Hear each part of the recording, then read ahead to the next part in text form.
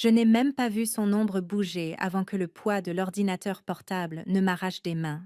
Le bourdonnement du disque dur crypté s'est arrêté au milieu d'une phrase sur mon écran. À 4 heures de l'échéance pour mon rapport entier, 14 mois de tri, d'interception classifiée, de recoupement de balayage satellitaire, d'exécution de simulation, jusqu'à ce que mes yeux se brouillent, était soudain en l'air, bercé dans la poigne calleuse de mon père comme une arme.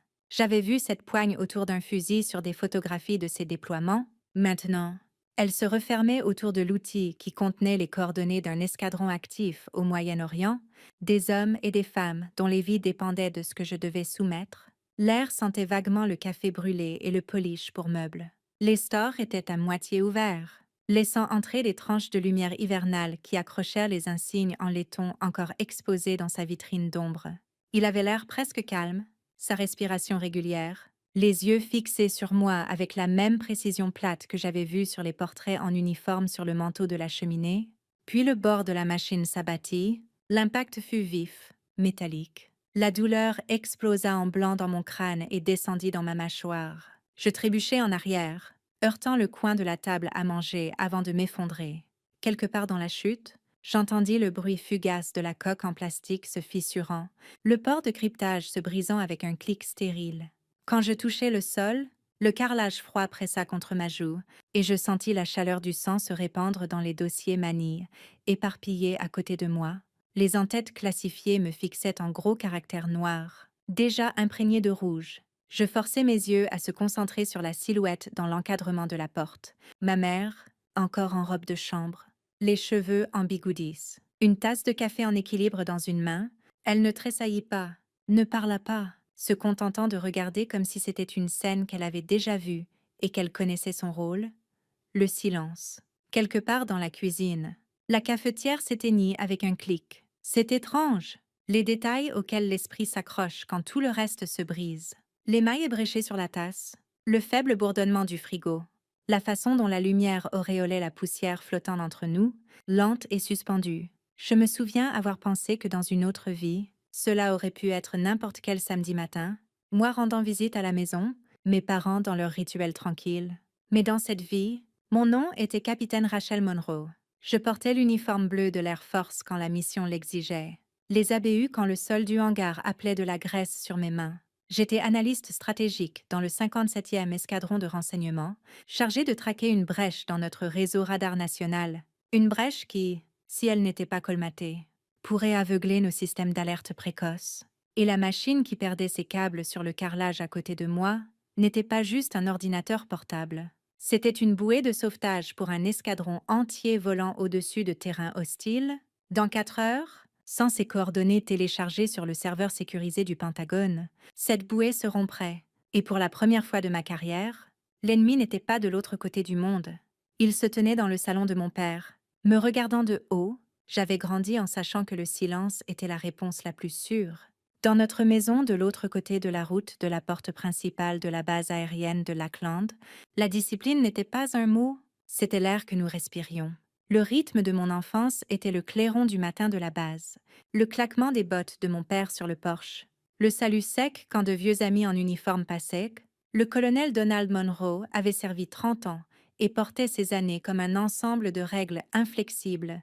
Pour lui, la valeur d'un soldat se mesurait au kilomètre parcouru sous le feu et au sable ramené dans les coutures d'un uniforme. Si vous n'aviez pas fixé un ennemi à travers une mire en fer, vous n'aviez pas gagné le droit de vous appeler militaire. Ma mère Lucille avait été infirmière dans l'Air Force pendant Tempête du désert. Elle connaissait le poids de la mort et le chaos des hôpitaux de campagne. Mais quelque part en chemin, elle avait échangé sa voix contre une efficacité silencieuse qui maintenait la paix, ou du moins gardait la colère de mon père en laisse courte. Elle se déplaçait dans la maison comme une ombre qui mettait la table, remplissait le café, et ne défiait jamais l'homme dans le fauteuil inclinable. Puis il y avait Kyle, 3 ans de plus, né avec la mâchoire carrée et les épaules larges que mon père aimait dire appartenait à une affiche de recrutement. Il avait rejoint le corps logistique directement après le ROTC, et mon père ne cessait de l'appeler mon vrai soldat. Tous les deux parlaient en acronyme et en histoire de guerre, riant des cauchemars de chaînes d'approvisionnement, comme s'il s'agissait de blessures de combat. Je ne rentrais pas dans ce tableau. J'étais studieuse, curieuse, attirée par les schémas plus que par les parades. À 15 ans, je pouvais lire une carte météo comme certains enfants lisent des romans. À 17 ans, je décomposais des bulletins d'information étrangers pour mes propres études silencieuses. Mais à notre table du dîner, rien de cela n'importait.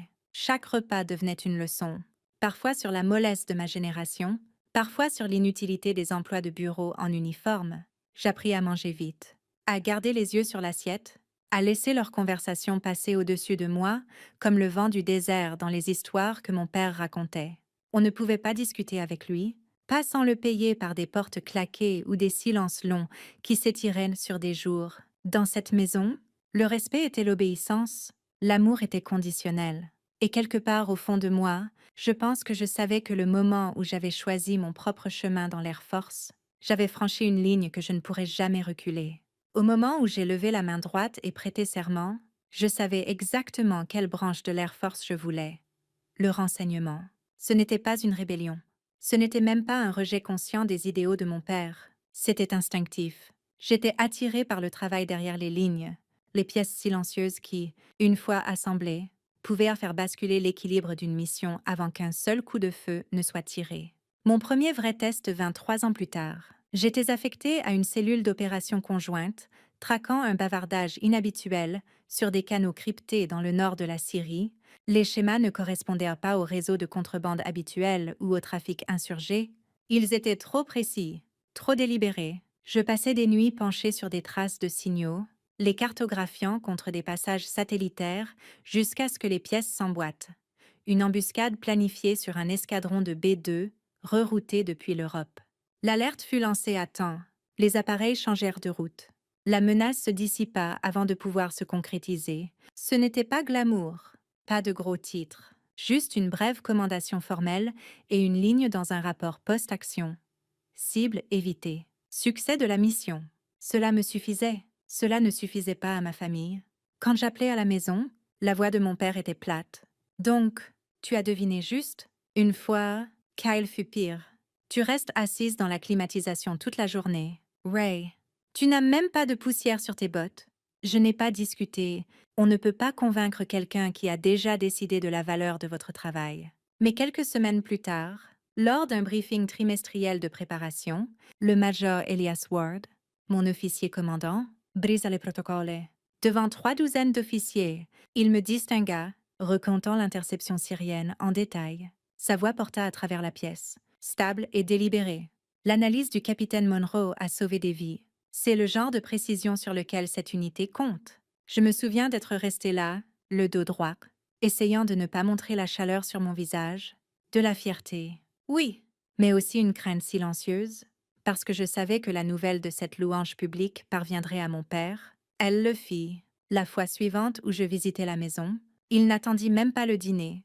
Ne pense pas qu'une tape sur la tête d'un gratte-papier fasse de toi un soldat, dit-il, les yeux fixés sur la télévision, la voix tranchante avec quelque chose de plus froid que la colère. Ce fut la nuit où je réalisais que ce n'était pas un fossé entre nos vues. C'était un mur, et chaque pas que je faisais dans ma carrière était une brique de plus entre nous.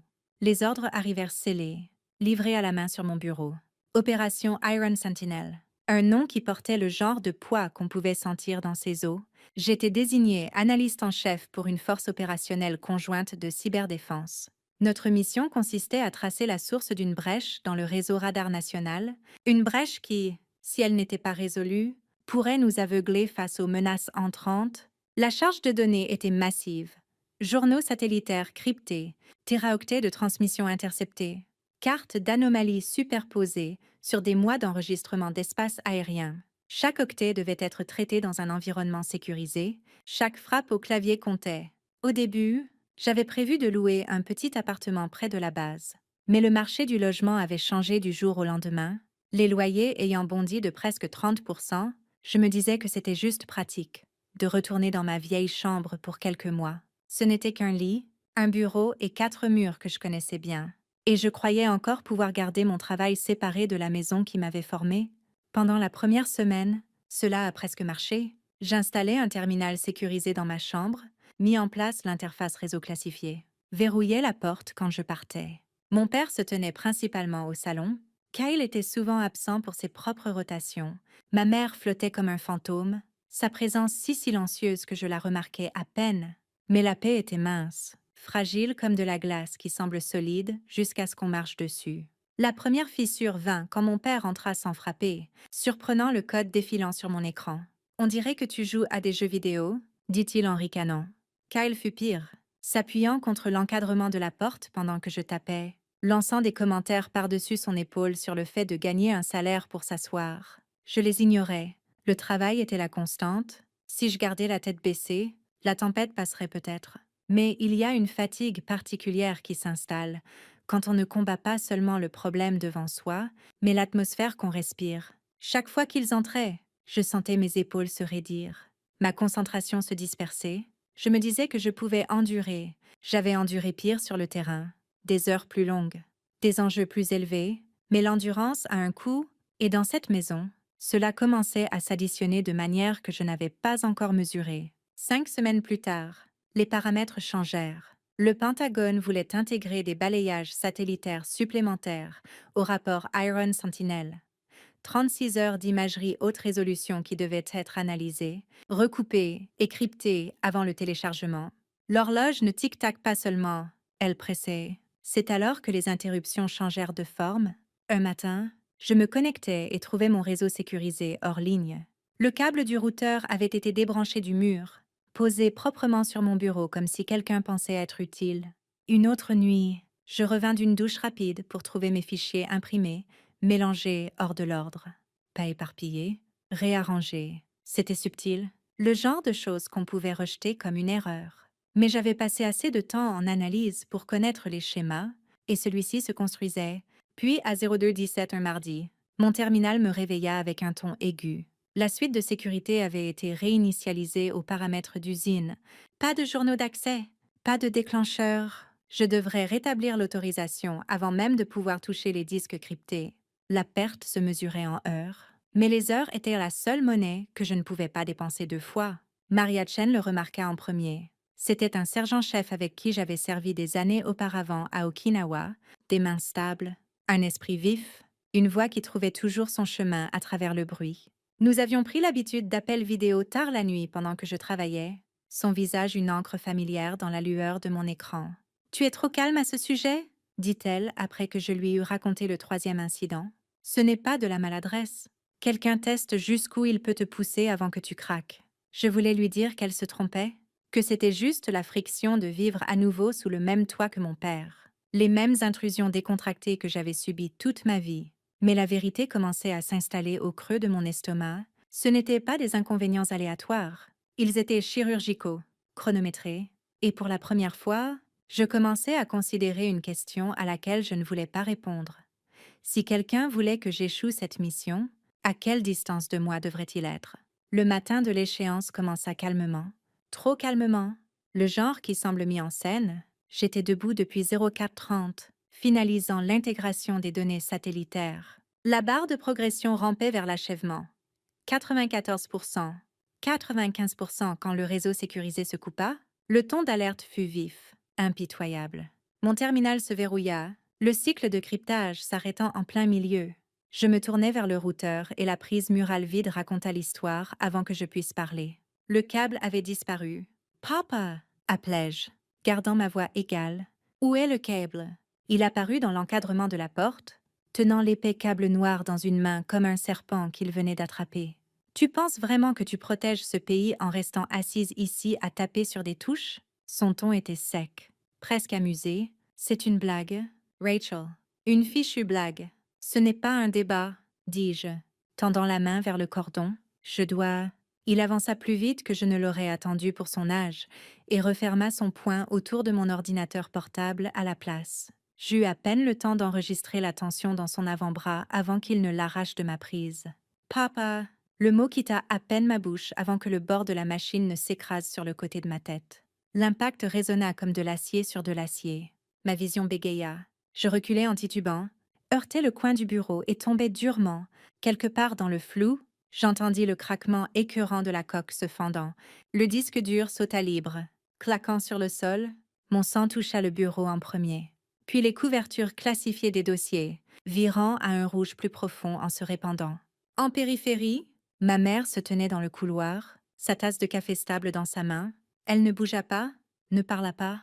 Derrière elle, Kyle s'appuyait contre le mur, les bras croisés, sa voix portant cette même certitude froide qu'il utilisait sur moi depuis que nous étions enfants. « Tu aurais dû l'écouter, Ray. » La barre de progression dans mon esprit se figea à 95%, des heures de travail, des vies dépendant de la transmission, et maintenant rien que le goût métallique du sang et la connaissance que ceci n'était pas l'ennemi pour lequel j'avais été entraîné. C'était celui avec lequel j'avais grandi. Je n'attendis pas que le bourdonnement dans ma tête s'estompe. Dès que mes genoux retrouvèrent assez de force, j'attrapai ma veste, pressai une serviette roulée en boule contre le côté de mon crâne et passai devant eux deux sans un mot. Mes clés étaient encore sur le crochet près de la porte. Le tintement métallique semblait presque trop fort dans cet air épais et rance. Le trajet jusqu'à la base fut un flou.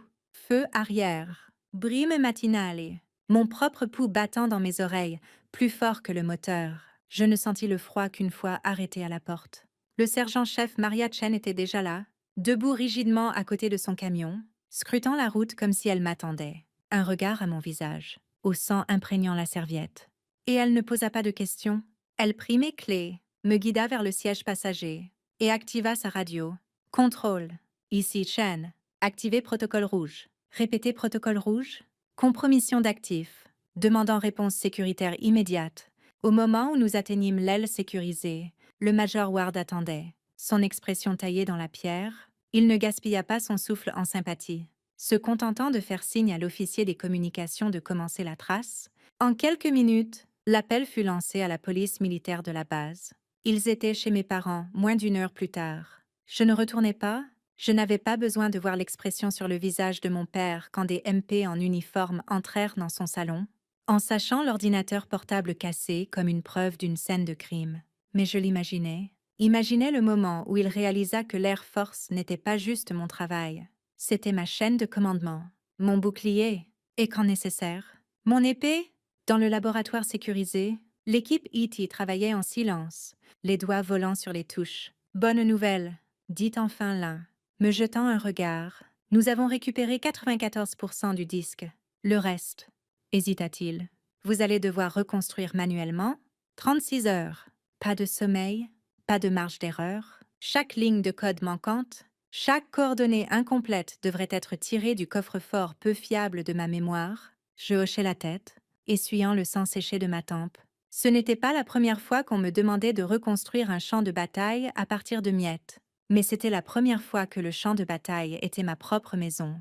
Je ne quittais pas le laboratoire sécurisé pendant les 36 heures suivantes. Le café remplaça le sommeil, l'adrénaline remplaça la nourriture, les fichiers récupérés formaient un squelette, et je reconstruisis les parties manquantes de mémoire, recoupant d'anciens schémas de reconnaissance, faisant correspondre des anomalies que j'avais vues dans des flux bruts. Chaque frappe au clavier semblait plus lourde que la précédente, chacune portant le poids de l'escadron qui vivrait ou mourrait sur sa précision. À l'heure finale, mes mains tremblaient si fort que je dus les stabiliser contre le bureau.